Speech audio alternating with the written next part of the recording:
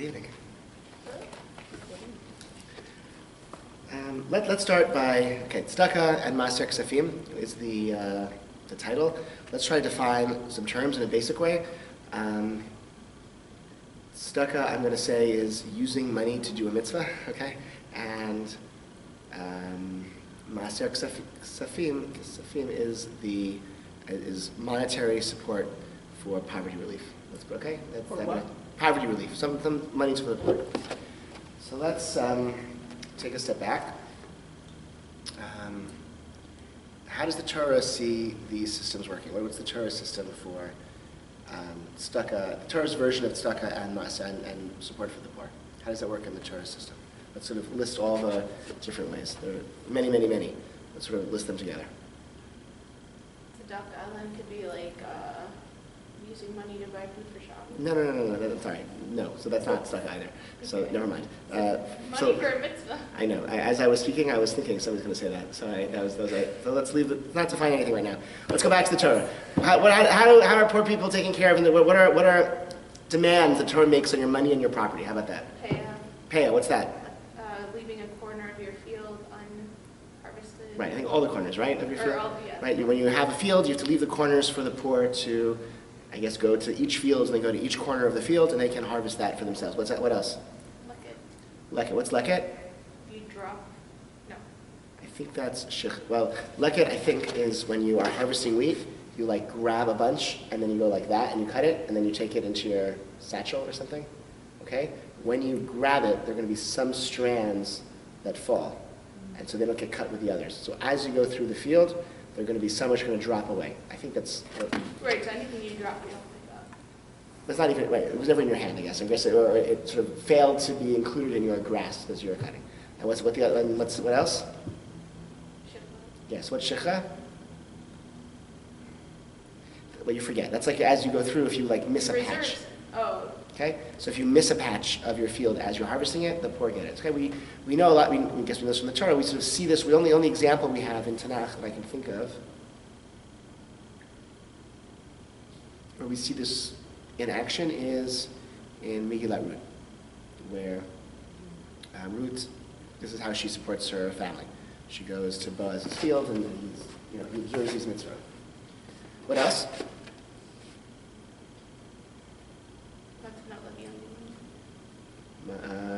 That's a poor mitzvah. That's in the Torah. What are the demands the Torah make on your money and your property? To give it to others? Yeah, so? Maaser. So first, Maaser is really going. First. Truma. Yeah, truma. Right? So you have to give a portion of you're right to only your oil and your wine and your grain to the Kohanim. So that's sort of like a tax to support. That's like the Kohanim didn't have any other source of income necessarily.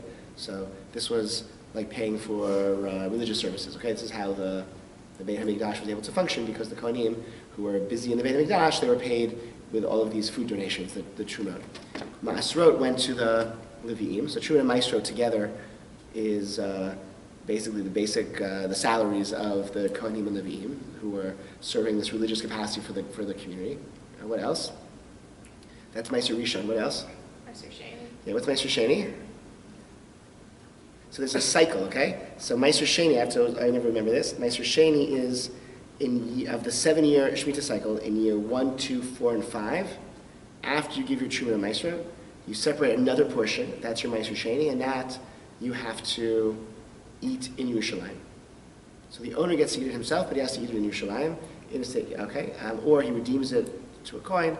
He takes the coin to Yerushalayim and he uses it to buy food, which he eats in Yerushalayim. So what's that sort of like? That's like, I don't know, it's like birthright, like you get to go to Yerushalayim. What? Like birthright the trip? Yeah.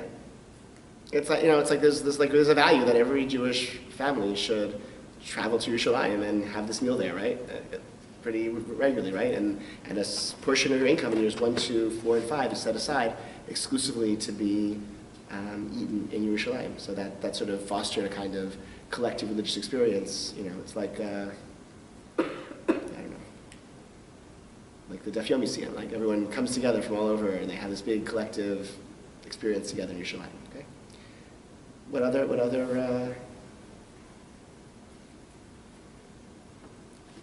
mean, like, Orla? Orla doesn't go to the Orla, you can't eat, no one can eat Orla.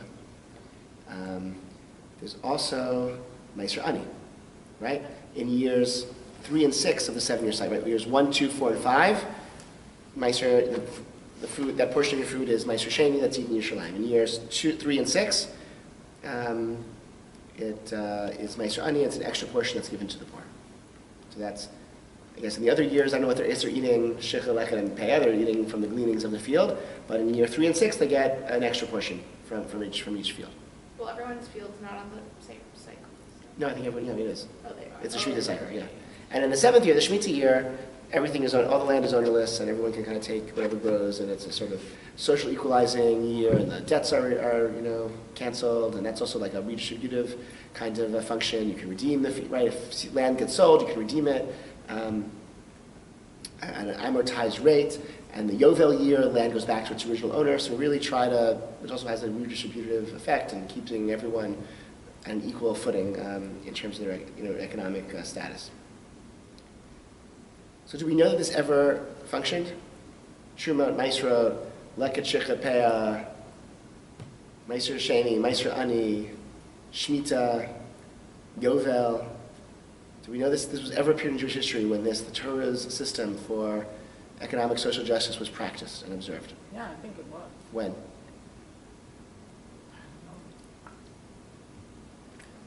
I mean, we still observe the Shemitah here. We don't observe the Ovel anymore. So I'm sorry, we some of the Shemitah year we somewhat observe, that's true. And D'Rabbanan, we don't have Yovel anymore. Let's say, we also take Truma and Maasrot. Okay, we observe everything as best as we should and as best we can. This entire system, though, did it ever function all of it together? So the answer is, as far as we know, no. In fact, we have evidence that it did not, because Yirmiyahu says the Beis Hamikdash is going to be destroyed, and your land's going to be empty, and you're going to be exiled, so that the land can rest all those Shemitah years you skipped. You didn't release the debts, you didn't free your slaves, you didn't, right? So now you're going to be exiled, and the land will have its Shemitahs all at once. So that suggests that they didn't observe. And I don't think there's any story in Tanakh of anybody, the story of Ruth. And also the other story is, what's his name? The guy, Navot, right? Is that his name? The guy who Jezebel king has a vineyard. Sounds big. What's his name? It's like come on. Eliyahu Navi, he says, have you killed and also inherited, right? The famous, it's embarrassing for me. Hold on, I'll tell you. It's a famous line. He says, have you killed and also, right? I'm going to look at the line. Have you killed, remember the story?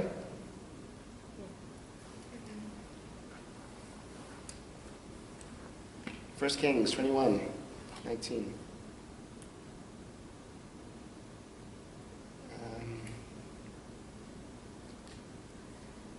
So the names, hold on, here we go. Yeah, Navot, very good. Okay, that's his name. So there was a vineyard with this guy Navot, who in the Israel Valley, and it was next to the king Achav's palace in the Shomron. And he wanted, or his wife really wanted he says, give me your vineyard. He said, I don't want it. He wants to use it for a vegetable garden. And he says, no, this is Nachlat Avotai. I'm not going to give the portion of it. That suggests maybe a certain sense of like, this is my nachala, that land shouldn't change ownership, that, if we pass down from generation to generation, like the same fields and the same family, we don't let the normal rules of economics where vast, tracts of land can be acquired by people, we don't allow that to apply. That's wrong, and so Navot is not going to sell even for a high price, okay? So Achav then has him killed, or his wife, so I think she encourages him to have him killed, because whatever, and then I think it's Eliyahu, right, who comes and says, have you murdered, sees him in this, with his, expanded, sitting in his new garden after killing Navot, and says, have you killed and also inherited, okay? What are you doing, enjoying the fruits of this murder, okay? That's the,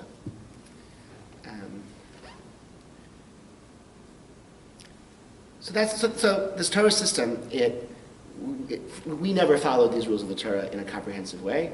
And so we don't really know how it would work in reality, it seems to be predicated on an agrarian society where everyone is farming, because that's the exchange. It's grain, it's agricultural products that are being given to the Kohanim and given to the poor, and the poor are given access to the fields. That's the only means of production that are discussed in this whole system are fields, okay, and grain. That's the wealth. At some point in Jewish history, most of us left farming and moved to cities.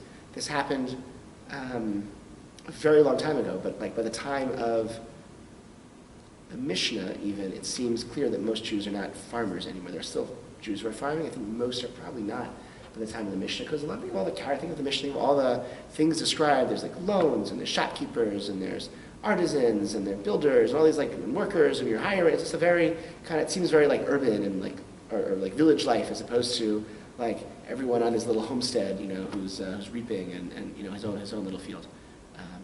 So Chazal, in the time of the rabbis, there's a different series of supports for the poor, especially, and let's take a look and see.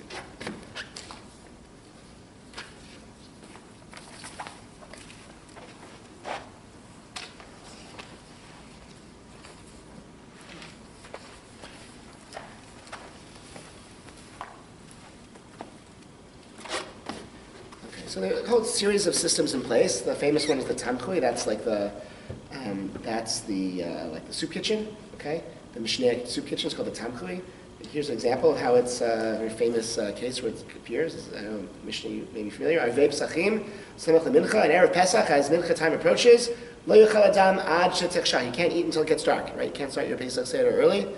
As you remember, Afilu Ani Shebisrael Lo Yochal Ad Sheyasev. Even the poor should not eat until he reclines. And we should not allocate for him less than 4 cups of wine, even from the soup kitchen. The soup kitchen is making its allocation. Pesach is coming. He gets his 4 cups of wine in his food box for that week. This is the origin of. This is the first source we have that there is an obligation to have 4 cups of wine on Pesach. It's actually introduced via the obligation to provide enough for 4 cups for the poor. So that could be, the Mishnah often starts in the middle, and assumes that you know things, but rather than say here's a basic obligation, if Rabbi were writing this, he would say everyone has to have 4 cups of wine on Pesach, and this is one of the mitzvot of the night, etc., and then somewhere later on he'd say, and this is really important to provide it for the poor as well. But in fact, the Mishnah assumes to know everything and jumps off in the middle, but maybe also there's something significant about the way that the sense of freedom that we feel on Pesach is connected to the support we give to the poor, and that solidarity that we can foster by providing for everyone to celebrate Pesach in a sense of in an equal way. So that's the tamchui, okay? So this and Bavatra talks about taxation in Talmudic taxation, okay? To require that one live in a city for 12 months for all matters, right? It's really true that in terms of your rights and your obligations as a resident of a town, is 12 months really the boundary? And we have a Braita that says, if you live in a city, then you have to contribute to the tamchui, to this charity platter. This literally, the tamchui is a platter, okay, from which food is given to the poor. If he lives there for 3 months, he has to give to the kupah, to the charity box. So the tamchui, it seems, maybe was food, and the kupah was money. If he lives there for 6 months, he has to give to the clothing fund. If he lives there for 9 months, he has to give to the burial fund. If he lives there for 12 months, he has to contribute to the columns of the city, pasei ha'ir. So maybe the walls around the city or something, okay? So the walls of the city is about mutual defense of some kind, right? That's not our concern. But it seems that that the communities had institutions that taxed members of the community in order to make sure the poor were taken care of. My understanding is that the taxes were imposed by the community based on the needs they had. In other words, they assessed the needs, and then they taxed people to meet the needs. And, I think this is true. I mean, no one's ever told me it's not true after, I think this system, when places where the kehilot endured, up until they were abolished, in modernity, these autonomous Jewish communities basically maintain, they didn't necessarily call it tamchui and kupah, they had different ways of organizing it. But I think they basically operated on this taxation model where the Jewish community would assess its needs and tax people in the community in order to make sure those needs were met. Right? You don't hear stories of Jews starving during the Middle Ages, even though there's a lot of starvation. Okay? There were no Jews who didn't have medical care in the Middle Ages. What? How do we know that? How do we know that? I don't know. We don't know that. So that's why I'm being a little bit. Well, we know that because we haven't heard otherwise. I think that, look, somebody said that to me in very emphatic way, and it made a big impression on me, which is why I'm telling you. As I'm speaking to you, I'm thinking, wow, is that really true? Do historians still think that's true? And I don't know. And I try to think about all of the learning I've done, all the medieval Shelot Shuvot that I've read. Do you ever hear about poverty? You definitely there's, people weren't wealthy, but in terms of actual starvation, because of poverty, do you see that in the halachic literature? I don't know that you do. So to me, that suggests that Do you see it in halachic literature at other times? No, I mean, well, I just once the kehillah falls apart, then Jews don't have the same lack of protection than anyone else. You can starve to death in the middle of any major American city, and no one will touch you, right? So that's the brutality of late capitalism, right? But I think when kehillot existed, they felt that was not something acceptable, and so they made sure that it was not, that it didn't happen. So I don't know, maybe there's better research that undermines that somewhat, but that was certainly the ideal, and I think that was certainly the sense of how communities functioned.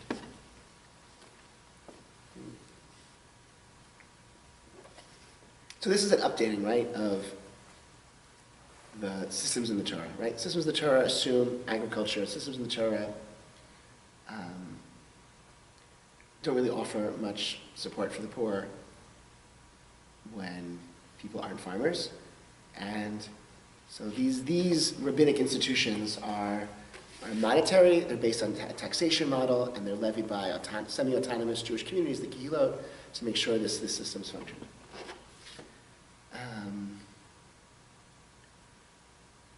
So at some point you start speaking, we find, so let's see how, let's jump ahead, okay, to the Shulchan Aruch.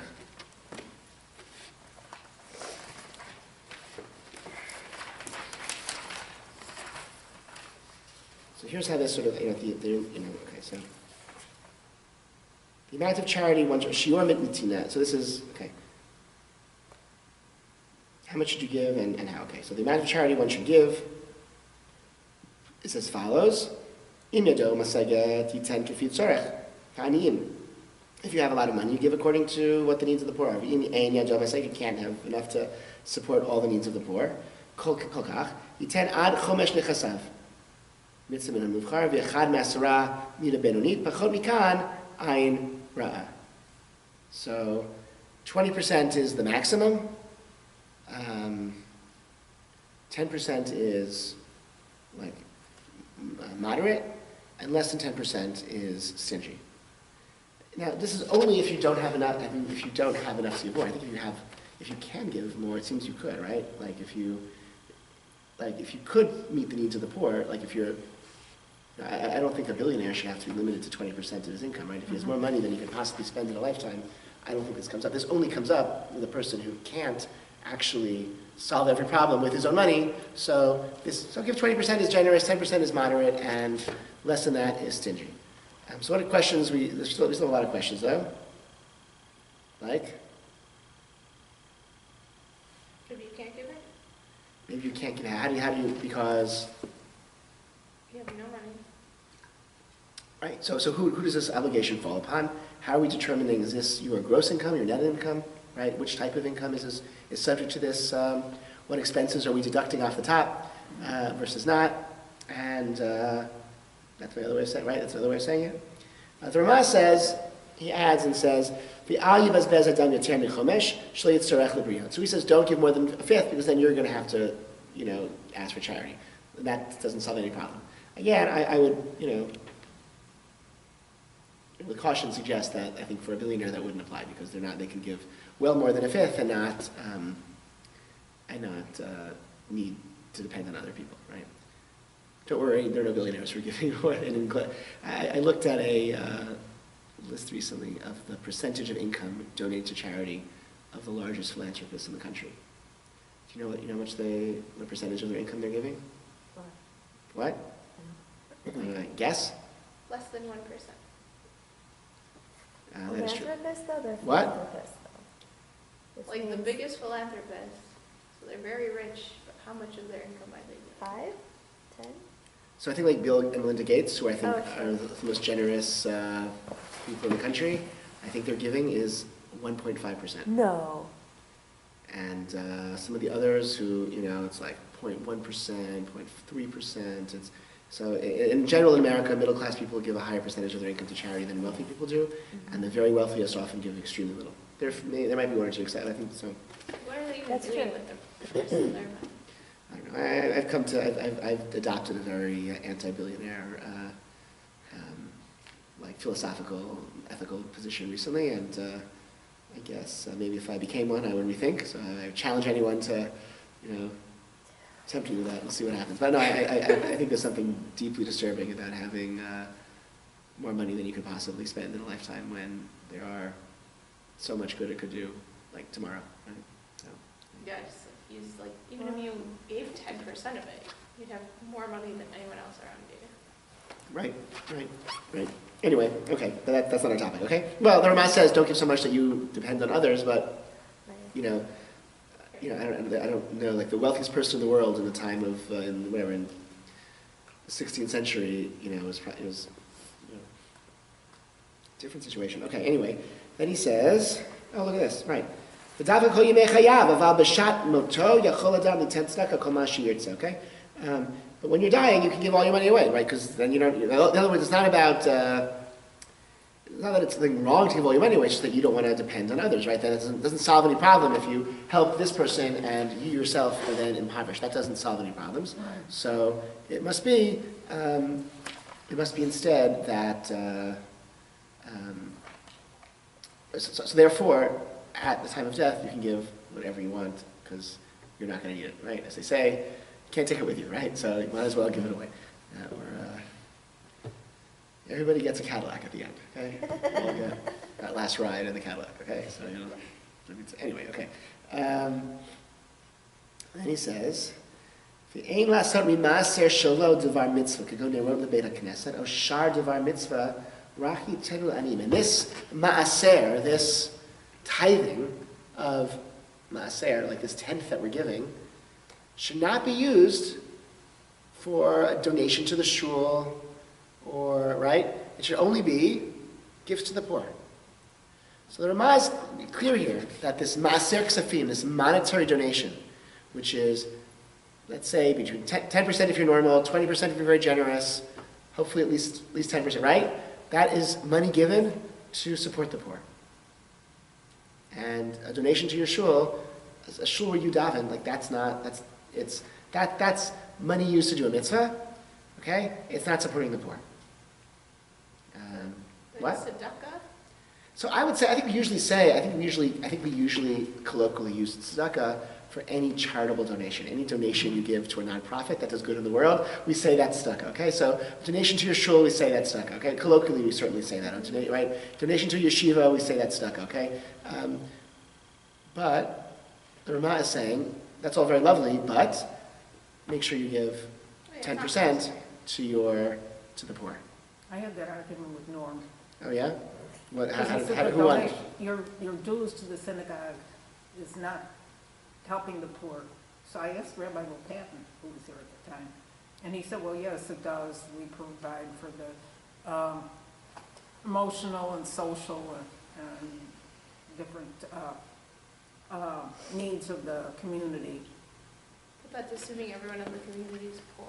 No, that's not. No, other people, like services to like the art or... I'm not sure what he meant by that. Meaning, okay. I'm not going.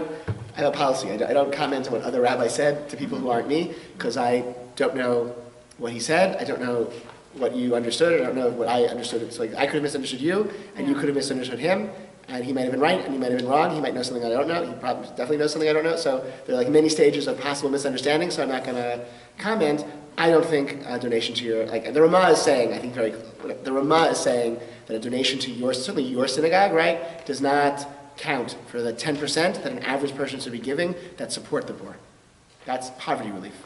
So you can say maybe the synagogue does some of that, right? I mean, we provide, so this, our shul provides a kiddush every week that's a sit down. Some people really can't afford it. Yeah, and Maybe not the majority.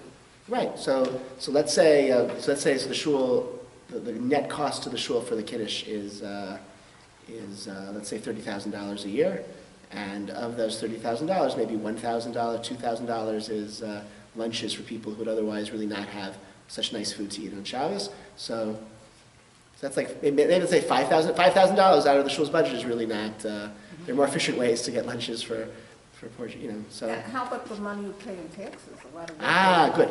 So that's what. Okay. So let's take a step back here.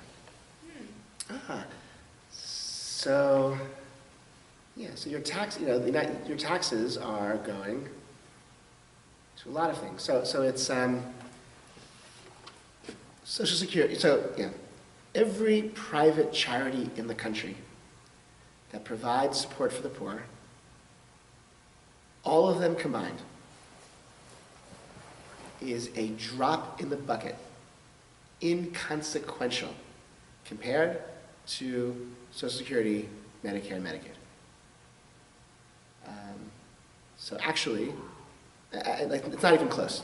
And the head of a major charitable agency with a budget in the tens or hundreds of millions of dollars said it. Let's say tens of millions of dollars said this to me. He said, said this to a room full of, said, every private charity in the country is a drop in the budget compared to Social Security, Medicare, and Medicaid. Social Security, especially through Social Security disability, is, in the last 20 years has become a major, major way that poor people are supported in large regions of the country. It's people going to, it's like replaced welfare, which doesn't really exist anymore. It's like Social Security disability has grown dramatically. And even just elderly poverty has almost diminished, sharply since the 1930s, right, with the advance of Social Security. Elderly people without health care has diminished decisively since Medicare was introduced, right? So your taxes are most of Social Security, Medicare, Medicaid is most of your, it's like a big chunk of your taxes. That's, the United States federal government is basically an insurance company with an army. Like that is the federal government, okay? So maybe your taxes should be, maybe like, so what that would mean that you just take your 10% would be taken from your. But you probably give, you might give more than 10%. Just by taxes that are taken from you. So here's the problem. So Nachum Rabinovich says your taxes should count for your Maaser obligation. In Israel, he says, I think he felt like everything the government of Israel does, is a mitzvah, and that can totally count for your Maaser obligation. He has a tshuva. Only in Israel. Yeah. He didn't say only in Israel. He was writing in the context of Israel, and he assumes certain things that are true about Israel. So, like in Israel, many things that we pay for privately are paid for by the government there. Rabbi's salary, mikvah's attendant salaries, mikvah upkeep, Jewish cemetery, a lot of things that, like, religious services are provided by government there. So that's also a part of his calculation. I think the problem, first of all, there are things that private charities do that are really valuable, and a lot of them do it with government money, right? So a lot of private charitable agencies get grants from the federal government, from the state government to run programs, like the ARC, not the ARC, but Uptown Cafe, I think, gets grants from federal and state government, I'm pretty sure, and et cetera. Many big charitable organizations are getting grants from government of various levels to do programs and to administer programs. And there are things that private charities can do that government can't, and so their nimbleness and their effectiveness, et cetera. So they are actually very important, and it's an important sector of the country.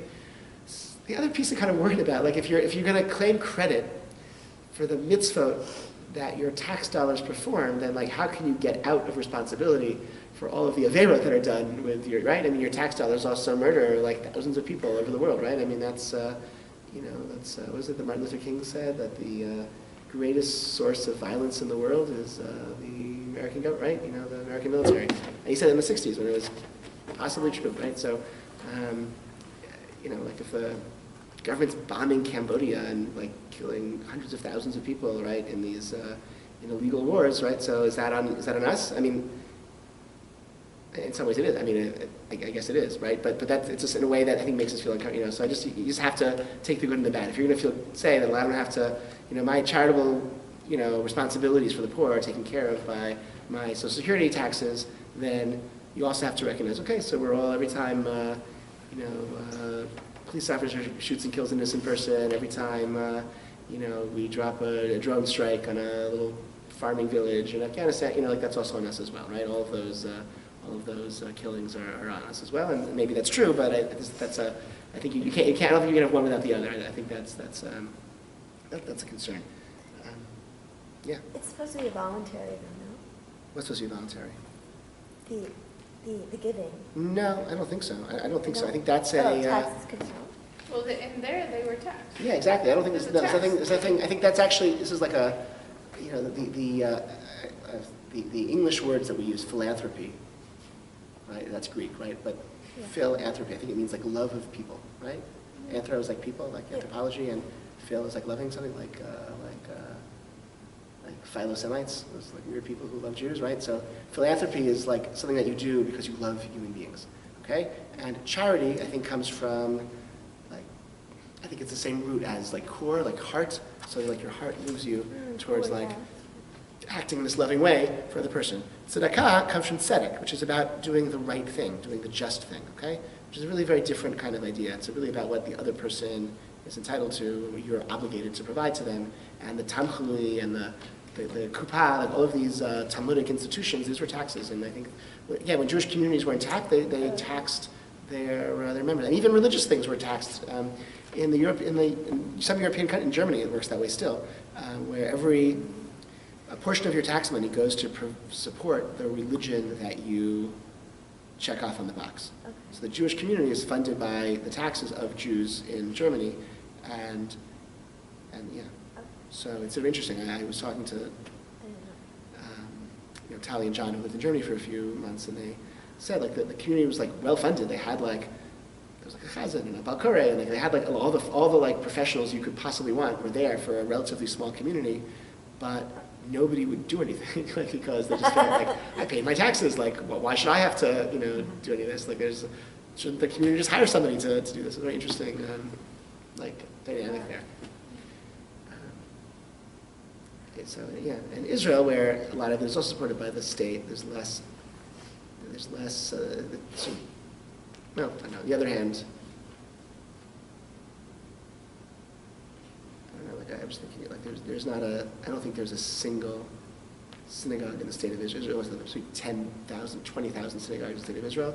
I don't think there's a single one of them where a hired employee sets up and cleans up Kiddush on Shabbat. I think that would be like astonished, right? I think just fun. Like so that there's a more in that sense that even though many things are. On the other hand, only in Israel would like the mikvah close because the mikvah tenants go on strike. Right? I mean that's which happened right a few years ago, right? So I don't know. It's sort of interesting. This is a digression. Okay, that's so no, the voluntary is not a special thing. That doesn't. Let's look at the next one. It's also important. Okay. Im sha'alo. I finished. Im sha'alo ha'ani ve'ein lo ma yiten lo yigarbo. If a person asks you for something, you don't have any money, so don't yell at him. And don't raise your voice. Ella, if I send you b'dvarim, you should just say kind words. Like, I'm sorry, I don't have anything to give you right now. I'm really so sorry. I wish I could help. Okay? V'yireh libo hatov. Shritzonoli tenlo ela she'ein yado. Explain. Let him realize that you're a good-hearted person and you want to help him, but you don't have money on you to help him right now.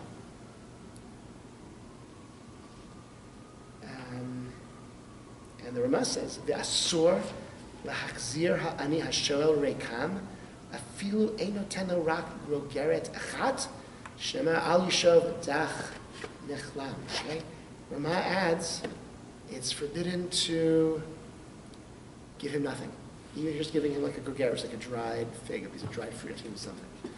So This is also, I don't know, that's like pretty strict, and that's not something that, most of us, How about all these people that would ask you for something on Shabbat, we don't have any money. right, so you can't, so certainly, right, you can't ignore them, right? That's, right, you don't have money, someone asks you, so you can't just say, leave me alone, I'm trying to walk to shul, you have to say, I'm so sorry, I don't have any money with you right now. It's the Jewish Sabbath, I don't carry any money, I'm so sorry, I wish you a good day, I hope you, have better luck. If you have to talk to them. Somebody talks to you, says hello to you, you have to say hello to them. That's explicit halachic obligation. Someone says hello to you, have to say hello back. This is like a creepy guy, like a beggar says hello to you and asks for money, you can't ignore them. You have to respond in a kind, gentle, respectful way. And the Rama says, don't go empty-handed. So I don't know, I think it's harder now. People used to have dollar bills, used to have quarters, I don't know, I don't have small bills anymore. I don't know, but maybe that's a reason to, have some keep some dried figs in your pocket, or some quarters, or some dollar bills, or something. So that at least anybody who asks, you should, because look, I think most people who are like the chronically homeless are people most of them, my understanding, severe mental illness with a lot of substance abuse, and the money, it's like their problems are not the type of, they're like chronic problems that can't necessarily be substantially helped by giving them $1 or $2. But I think there's something really terrible about becoming the type of person who could be confronted by a suffering human being and say, that's not my problem, I can't help you. Right? So you can't really help them. You can't help them dramatically, you can help in a small way. So I don't know, I grew up in a city, I lived most of my life in cities where the homeless are generally not, that was just sort of best practices, not to give to beggars, because I don't know, but I think the halachic obligation is really otherwise. And certainly you have to say, you have to respond to them and talk to them, and I think maybe even this seems to be saying give something. And that might be more about you than about them, right? It's not about how you're going to change their life, it's about what it says about you, that you can't turn back from a desperate human being who asks you for help. If you drive from the suburbs, there's a lot of places where you're at a stoplight. Oh yeah. The people are walking. That seems so dangerous. Yeah, doesn't it? Yeah, but every day. Oh yeah, I used to keep a bag of granola bars. Do people take them? Yeah. And they appreciate it? Yeah, that's a nice thing to do. I think that's very. I think that's not a nice thing. I think that might be the halachic obligation. I read an article. Because you are taught, oh, don't, give people money, they're just going to use it for drugs. But, also they're hungry, so, if you give them food, they're going to eat it.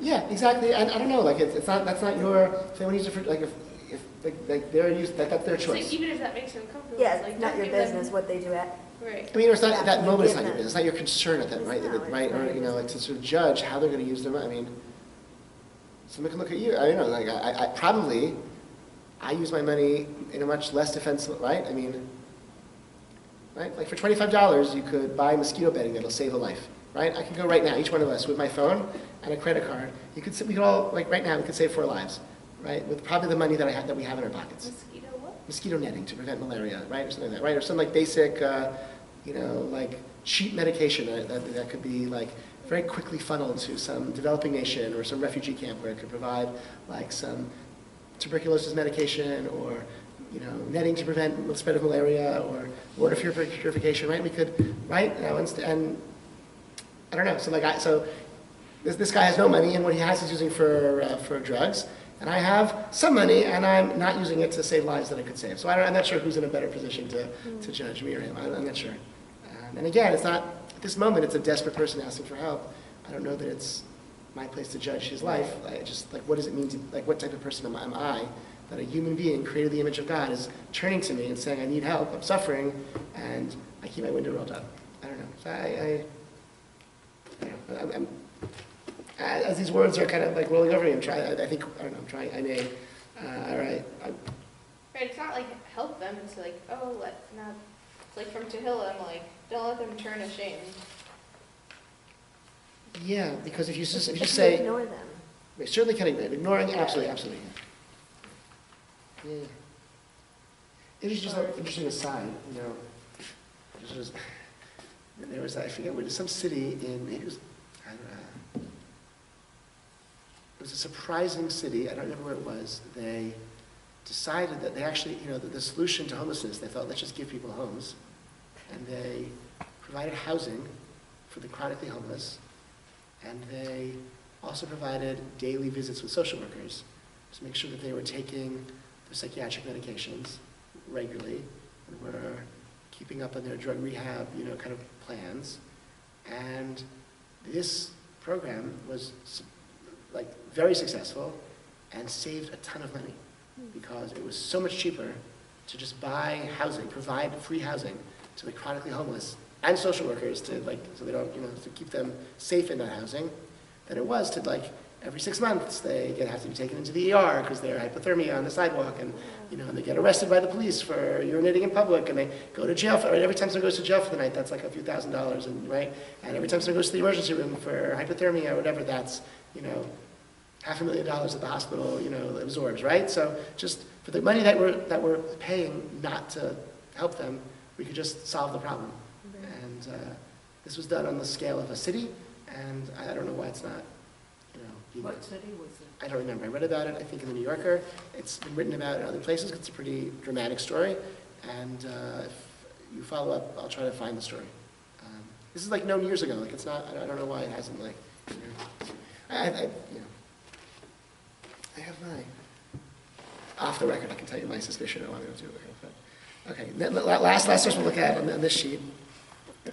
Yesh mishomer mitzvot beit knesset adifa mitzvot tzedakah. Somebody says that it's actually more important to come to the shul than to the tzedakah, than to the poor. Mitzvot tzedakah le'na'arim, l'lmod Torah, u'lecholim aniyim adif mitzvot beit knesset. So it's a priority of poor in general, and then above that is the shul, and above that is helping children learn, scholarship funding for Torah study, and then above that is poor, sick people. Okay, and the Ramah says are interesting. Okay,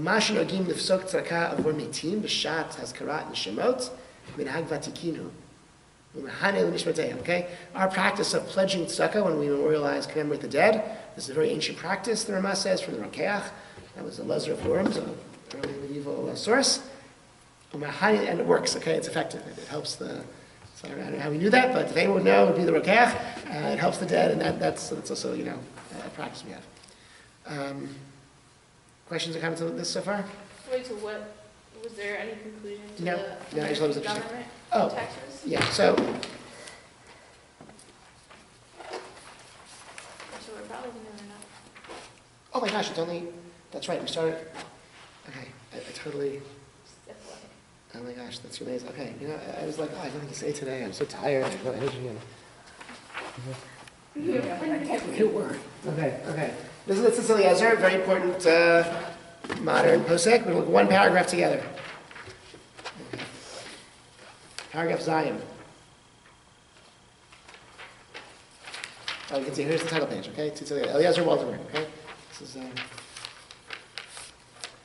Mi'ata ani maskim v'omer, misakem v'omer. I'm going to conclude and say, Mechardik v'shabiarti b'sifri shoots, Tzitz Eliezer Chelik Tet Siman Aleph, in my earlier volume, that Rova Poskim Hishem, the Maaser Kesafim Eino Ela Midrabanan, for a base of him O de Eino Ela Mimin Haga, Lechem Nishu Atzel Kabel Alav Lahafrish Maaser Kesafim, Bevadai Yacho, Aval Hitnacheg, Gefi Hadea Lahafrish Maaser Min HaRevach, Lechar Hotza'ah Litzarche Beito, Kechol Ma Shnitzrach, Mivlishi Helo, Tzorach Litzamsem, Ulekametz V'yatza Bezeh, Shaper Yedei Mitzvot Maaser Kesafim, okay? So since it's not a D'oraita obligation, the D'oraita Torah obligation is to give your grain and and the rabbinic obligations are about the Tamchuli and all these institutions.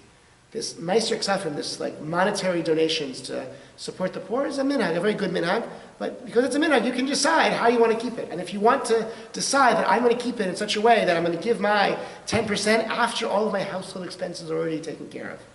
So it's only on that profit. That's also fine. And you don't even have, nor do you have to limit your lifestyle. So you can have a fancy mortgage and a big car with your monthly payments, and you send your kids to a fancy pants private Jewish day school, and your 10% in tzedakah is what's left over after those expenses are because it's a minhag. So the minhag is therefore can be determined based on what you, so whatever stipulations you decide. Wait, is Maaser Kesafim like the equivalent of Maaser Ani? Well, that's sort of the question. Like, in other words, it's like in place, right? Maaser Ani is a gift of grain, and it's in the second and sixth year, and it's obligatory. Maaser Kesafim is this minhag that emerges from that. But since Eliezer says, because it's a minhag, it doesn't have quite that same strictness of this biblical obligation, and so the stipulations and the way in which you should observe it consistently and seriously, but this 10% is not 10% of your gross income, it's 10% of the profit that you make each year after your basic expenses are Like taken care after of. you go on your $10,000 Everest expedition. So I don't know, that to me, that seems wrong, right? That seems wrong that somebody would live this like extravagant, luxurious life and, you know, oh, I spent all my money, right? So I don't know. I think most people in that situation, they're putting away money for savings and they're not actually, I don't know, it'd be kind of reckless to have a $10,000 vacation and at the end of the year, you're like, even Steven, you know, like I totally came, right? That seems unlikely. I think the people who are taking the $10,000 vacations are also Oh, so the 10% is from what you would put away in your savings? from your profit, right? You earn $50,000. My rent. I have my rent. You know, you can do a budget, right? Here's my earnings are $50,000. My rent is $40,000. My profit of the year is my housing expenses. It's $40,000, and my profit is that $10,000. Okay, so you. But that's also what's going to be for your savings. Yeah, I think so. I don't know. I'm going to say. Well, also, I'm going to. Yeah, I don't know, at some point. Or is it not like after your savings? Like let's say My 401k say, or like, my college also fund. I'm or, going to save $10,000 a year. And something I don't know. He says the profit of your. I think he's saying.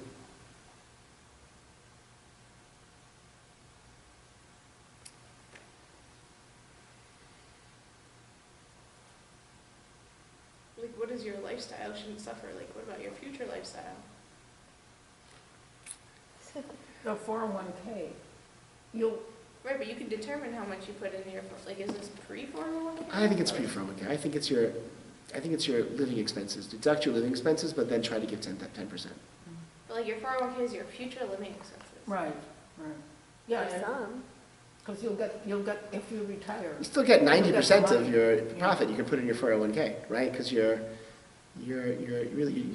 deducting. It's just the rent, utilities, clothing, food for yourself and your household, right? That's what you're deducting.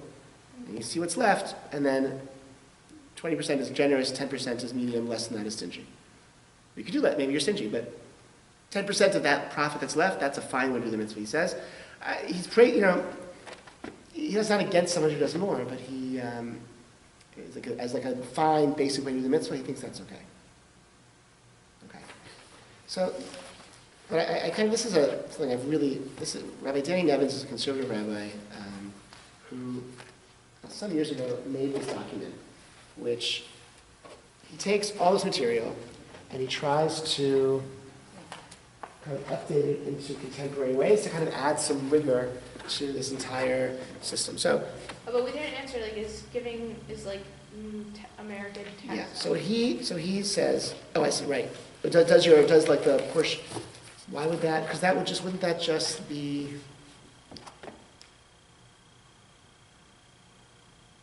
Because we're saying if you said that like Medicare, Medicaid, and Social Security is just Maaser Ani. Oh, I see. That would certainly generally be more than this anyway, right? So, well, it wasn't. It's your Social Security. I mean, Social Security. I don't know. They kind of trick you. They say it's for you, even though it's not right. I mean, I don't know. You're paying the people that are collecting now. Right. Even if it's Medicare and Medicaid, like you're giving charity to poor.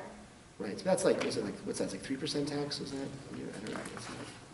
I'll tell you, if I didn't have Medicare and I had to pay full price for all my medical expenses and my drugs, I'd be a poor person.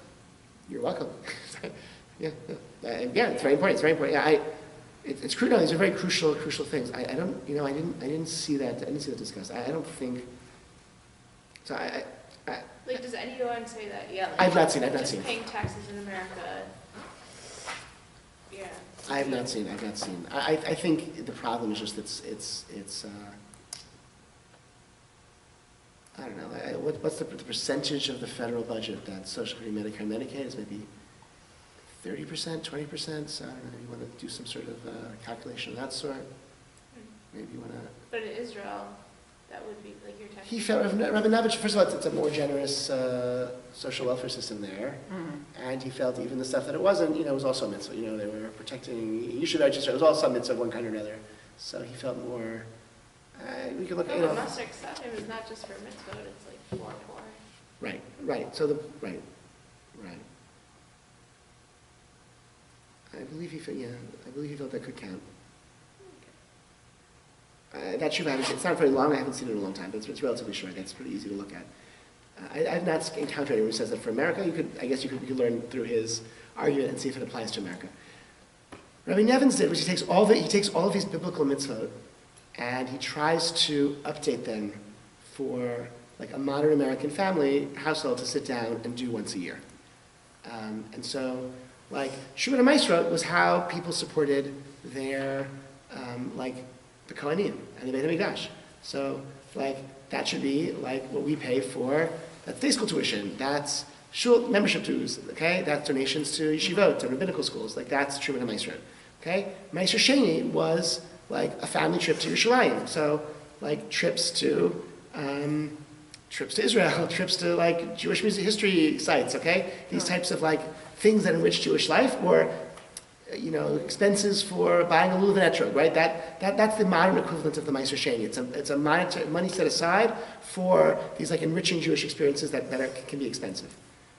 And then Maaser Kesafim, that's your course. So he has a whole thing where he explains how this works and the theory behind it. You can see it's kind of speculative. But I think it's cool that he like tried to. As long as you realize that this is. Like that he sort of made this, I don't be derogatory. He's a very smart person. Like he read like the halachic material and he said, okay, let me like kind of update this for America, for like a modern American household. So this is not the halacha, but this is like a really neat way to take these mitzvot and kind of express them in. And if you do this, you're certainly fulfilling the mitzvah, I think, and it's a neat way to kind of take these biblical mitzvot even and include them in our charitable giving across the year. So several pages of explanation, and then he has like the actual, on page 6, he has the Tzedakah tax return, okay? You put your name, your Hebrew name, your parents' name, you fill it out. He thinks the whole family should gather around and do it, okay? Your taxable income, that's like 43 from your 1040, okay? All your federal, state, local taxes, you deduct that amount because you don't, you're only paying, your tzedakah obligations are only the money that you get to keep, okay? He says your half shekel, forgot the half shekel, right? The half shekel went to support the Beit HaMikdash, so that's $18 a year for your communal maintenance fund. I don't think that exists, but okay. Payah, okay, the poor people who have nothing, they come to your fields and they eat, so that's emergency poverty relief. So every year it should be some amount of money for that. Subtract all of these donations, that's your tevel. Tevel, again, biblically, halakhically means your untithed produce, but he's saying this is the wealth you have to work with. Okay, multiply this by 10%, that's your Maaser Rishon. Again, if this would be true if it was grain. So Maaser Rishon, the first tithe for Jewish education, religious life. Okay, so in other words, the Kohanim, the Levi'im, who were religious functionaries at the time of the Beit HaMikdash, so for us, that's membership dues donations to your synagogue, donations to institutions that train Jewish educators. Okay, I would put Jewish day school education, also day school, books, etc. All of that, that should be up to 10% of that of your income can be, that's your Maaser money, okay? Maaser Sheni, up to 3.3%, that's your educational travel to Israel or other sites of Jewish significance, okay? Maaser Ani, that's your poverty donations, okay, you add that there. And you add it up and then you make sure that you sign it, and they do this, you should make all these declarations before Yom Kippur, okay? So, I don't know. So you can take this if you want it to be useful. You can, see. I think this is really cool. I told him that. I think it's really neat. I think it's a. He feels it like as a family ritual that like people can be sort of have conversations about, where they give money and how, whatever. I think that's good. We don't do this. We don't do this with our family. We have like a one night of Hanukkah. We call it like giving night, where we like empty the tzedakah boxes and we, add some extra money and we like deciding some local causes, whatever that we want to support. But what's nice about this is that also kids know, like, I think there's a value at a certain age, kids understanding like relative wealth and privilege and like where they fit in and what their opportunities are to help given their economic status. And I think that's, Americans are very awkward about money, but I think there's also, these conversations can be very helpful. Okay. Okay, thank you. Thank you.